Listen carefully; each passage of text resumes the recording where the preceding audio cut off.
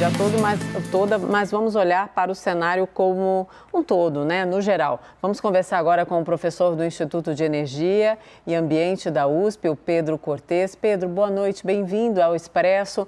Mona Lisa falando, você me ouve bem? Sim, Mona Lisa, boa noite a você e a todos que nos acompanham pela CNN. O relato do Pedro para a gente é absolutamente chocante, né? Desde 2017, então, a Prefeitura de Petrópolis sabia que quase 20% da área ali da cidade são de alto risco. Então é isso, né? As autoridades estão falando sobre o volume descomunal de chuva, estão falando também sobre a não previsibilidade daquela quantidade de água. Mas isso, com esse levantamento, com esse relato, isso não isenta o poder público de jeito nenhum, né, Pedro? Quero te ouvir. De maneira alguma, Mona Lisa, esse é um desastre anunciado. Uma semana antes dessas chuvas, já se sabia que essa região teria chuvas intensas, não necessariamente nesse volume, foi um volume surpreendente, mas medidas emergenciais já poderiam ter sido tomadas em função exatamente desse levantamento que o Lucas apresentou, com 18% da área do município em situação de risco, só na região central, 15 mil residências, né, em situação de risco. Então, já havia um conhecimento a respeito do que estava acontecendo e poderiam ter sido tomadas algumas medidas emergenciais, né, para a remoção dessas populações nas áreas de risco, mas infelizmente isso não foi feito. E como vocês bem colocaram, também não foi feito nenhuma obra, né, que pudesse reduzir esses riscos, como citado na matéria, né, desassoreamento de rios, contenção de encostas, reflorestamento, absolutamente nada disso foi feito. Então, é muito fácil o poder público vir agora e colocar a culpa no volume de chuva, mas se medidas tivessem sido tomadas há 5 anos, né, em 2017, Sim. muitas dessas vítimas estariam vivas, muito da perda material teria sido evitada e a situação seria totalmente outra. Eu acredito que a falta de resposta da prefeitura seja exatamente porque a prefeitura não tem o que dizer, né? Diante de tudo que aconteceu e diante do que deixou de ser feito, nós temos aí, né, uma situação perfeita, o desastre perfeito. Bastava aí uma ocorrência de chuvas intensas, o que acabou infelizmente acontecendo esta semana. E, muito importante, né, que a chuva continua acontecendo, Sim. e a espessura do solo ali é pequena, ou seja, a capacidade de absorção do solo, né, dessa nova água é muito baixa, e novos deslizamentos estão acontecendo, como aconteceu, por exemplo, hoje à tarde. Sim, Pedro, tenho vários questionamentos, mas vamos fazer essa entrevista então num bate-bola com você e também com o Leandro Rezende, o nosso analista do Rio de Janeiro, que sim está debruçado sobre essa questão toda, estudando essa tragédia, não de hoje, né? Há muito tempo. Leandro, boa noite, bem-vindo. Chega na conversa também, por favor. Obrigado, Mona Lisa. Boa noite para você. Boa noite, professor Pedro. Obrigado por estar conversando conosco. Uma das perguntas que eu queria fazer diz respeito ao Morro da Oficina, um local que está sendo alvo de muitas buscas lá em Petrópolis e que tem um histórico de ocupação irregular. Eu queria perguntar para o senhor de que modo que o poder público e de que modo que a sociedade precisa olhar para esse tema da ocupação irregular do solo, porque não é algo restrito a pessoas pobres, tem também pessoas ricas fazendo isso. Queria entender com o senhor qual o impacto que isso tem sobre o meio ambiente, como isso contribui para tragédias desse tipo que a gente está vendo em Petrópolis, professor. Veja bem, Leandro, nós temos aí duas situações. No caso das pessoas pobres, elas ocupam essas áreas exatamente por falta de opção, né? Eu acredito que ninguém vai para uma área de risco com construções frágeis deliberadamente. Então, para que isso não acontecesse mais, para que essas populações pudessem ser retiradas dessas áreas, é necessária uma política habitacional para que o governo possa oferecer habitações dignas para essas pessoas, e aí há algumas formas, dependendo um pouco da situação do município. A ocupação de imóveis que estejam desocupados, estejam desativados, a oferta de um aluguel emergencial ou mesmo a construção de residências, né, para que essas pessoas possam mudar. Em relação às pessoas ricas, elas têm a opção de não ocupar essas áreas e aí cabe ao poder público exatamente retirar essas pessoas porque elas teriam condição de se mudar para outras áreas. O grande problema é que a ocupação de encostas,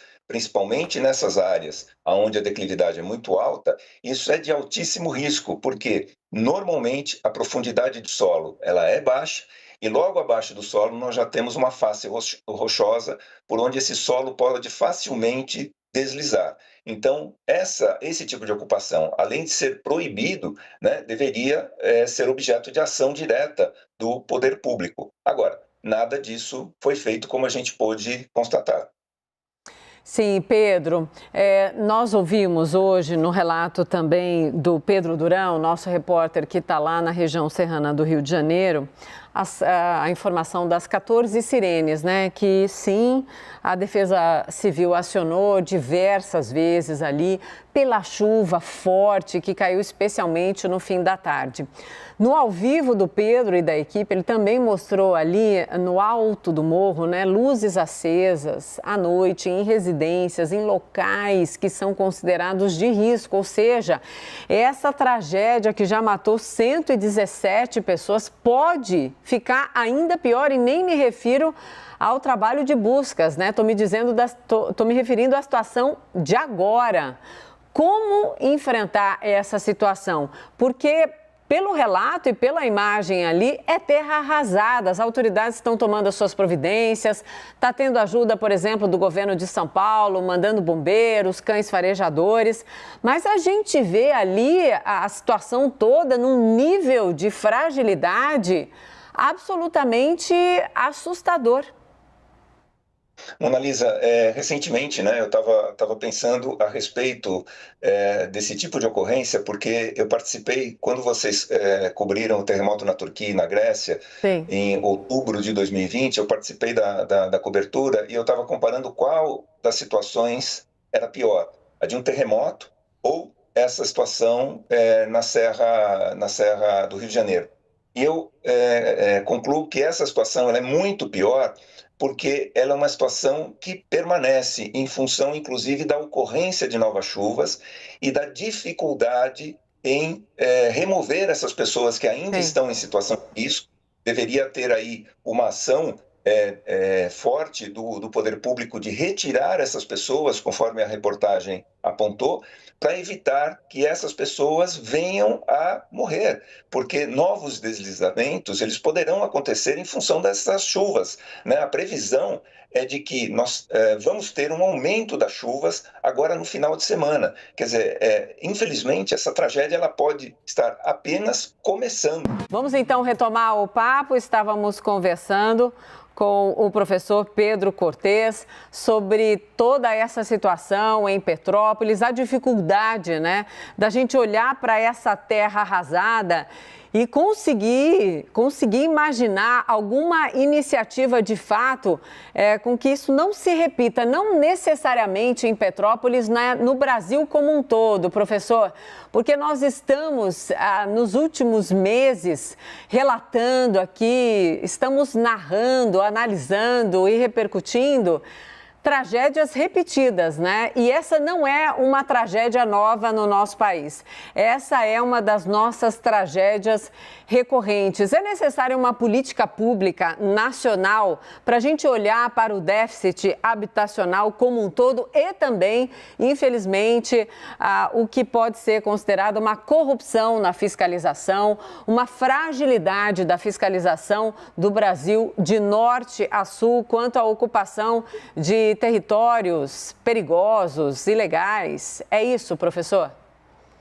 Sem dúvida, Mona Lisa. Nós temos, infelizmente, uma cultura de reação aos eventos e não uma cultura de prevenção, né? Nós pudemos verificar isso recentemente no que aconteceu na Bahia em dezembro, Minas Gerais em janeiro, aqui em São Paulo recentemente, na região metropolitana, e infelizmente agora em Petrópolis com toda essa tragédia. O que falta efetivamente é prevenção, e aí isso envolve fiscalização, obras de contenção de encostas, desobstrução, né, desassoreamento de rios, reflorestamento, política habitacional, política social. Infelizmente nada disso é feito.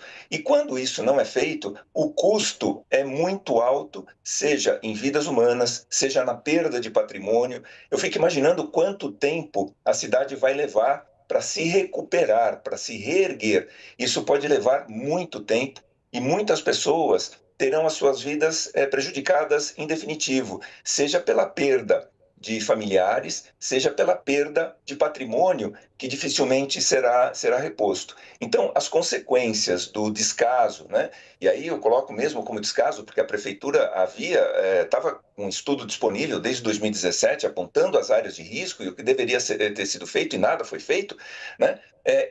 O custo desse descaso está aí na nossa frente e, como eu disse, como a chuva continua e a tendência de que ela seja muito intensa no final de semana, nós temos aí a possibilidade de que essa tragédia esteja apenas no começo. Leandro?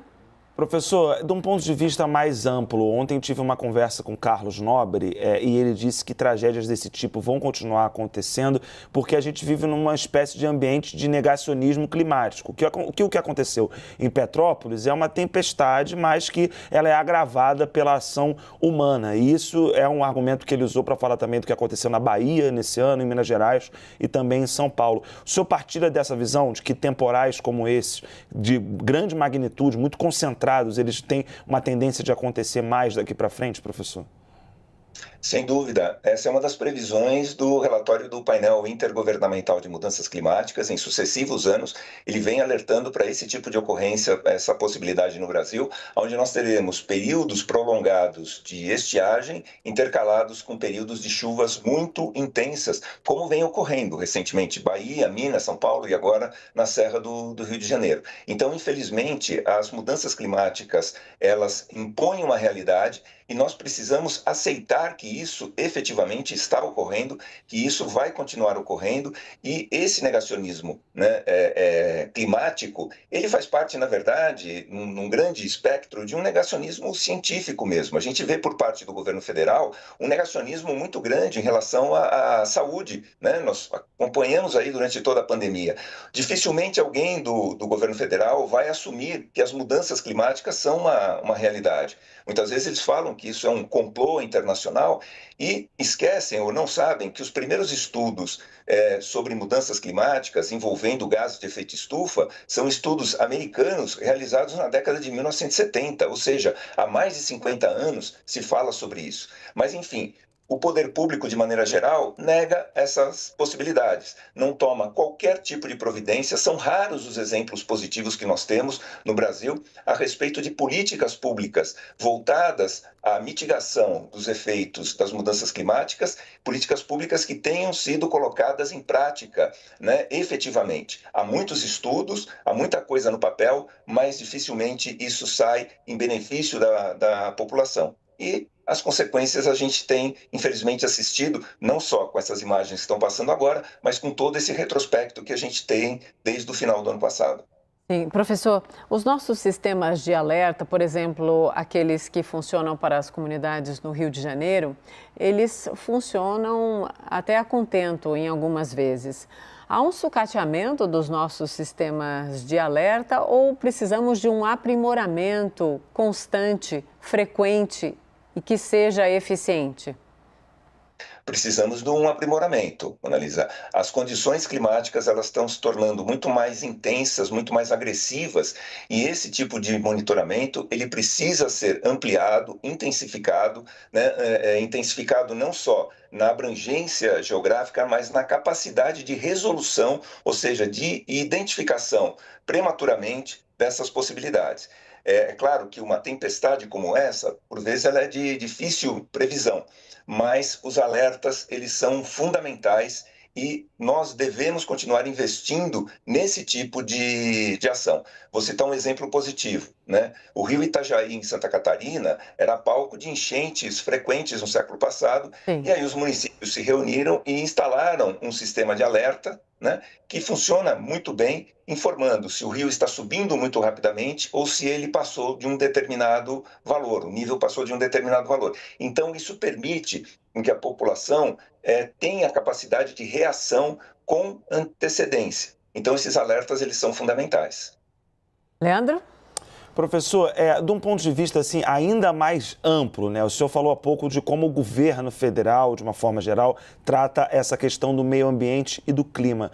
De que modo que a resposta que o governo federal, amanhã o presidente Jair Bolsonaro vai estar em Petrópolis, qual é a imagem que ele precisa passar para a comunidade internacional? Pensando aqui na última fala do governo na COP26, qual é a imagem que o Brasil, numa tragédia ambiental que tem humana, tem uma parte humana muito grande, mas é uma tragédia ambiental. Qual é a imagem que o governo precisa passar amanhã, tentar passar para o exterior amanhã, quando o presidente vai estar em Petrópolis, professor? Primeiro é reconhecer que as mudanças climáticas são uma realidade que elas impõem condições muito adversas ao país. Esse reconhecimento é fundamental, inclusive, para que aquelas pessoas que ainda são reticentes em relação a esses fatos, que elas possam, talvez, aí, se conscientizar um pouco mais a respeito dessa realidade. E, efetivamente, disponibilizar recursos, esses recursos eles vêm sendo reduzidos ao longo dos últimos anos, para a prevenção de desastres naturais. Então, nós temos capacidade de reação, nós temos capacidade de investigação, o que precisa é efetivamente que recursos sejam disponibilizados e, obviamente, esses recursos sejam fiscalizados na sua aplicação. Então, nós temos condições de superar esse tipo de adversidade e nos anteciparmos em relação a isso. Agora, não adianta ficar simplesmente no discurso. Se o governo nega a possibilidade de que as mudanças climáticas imponham esse tipo de situação, se o governo não destina recursos, ou quando faz a destinação, ele olha qual é o partido que está no governo do Estado, como foi o caso da Bahia, isso efetivamente não vai funcionar, porque somos todos brasileiros e todos dependemos do governo federal, independentemente do estado em que estejamos morando. Sem dúvida, professor. Professor, tem uma questão minha de pura curiosidade, até por ouvir tantos especialistas. A característica dessa mudança climática que nós estamos vendo nesses eventos recentes é o padrão daqui para frente ou é só a ponta do iceberg? Eu tenho até medo de fazer essa pergunta, mas é uma curiosidade minha. Não sei exatamente se há resposta para essa pergunta, mas essa dúvida tem vindo à minha cabeça frequentemente. A gente já tem algo que nos explique de fato o que está acontecendo? Não, a explicação, ela, do ponto de vista científico, ela existe, né? Ou seja, com o aquecimento nós colocamos muito mais energia nos oceanos, colocamos muito mais energia na atmosfera, isso faz com que os processos naturais eles sejam intensificados. Agora, essa semana eu estava refletindo a respeito disso quando eu fazia a comparação com o terremoto e me assustei muito com a velocidade com que esses eventos vêm acontecendo.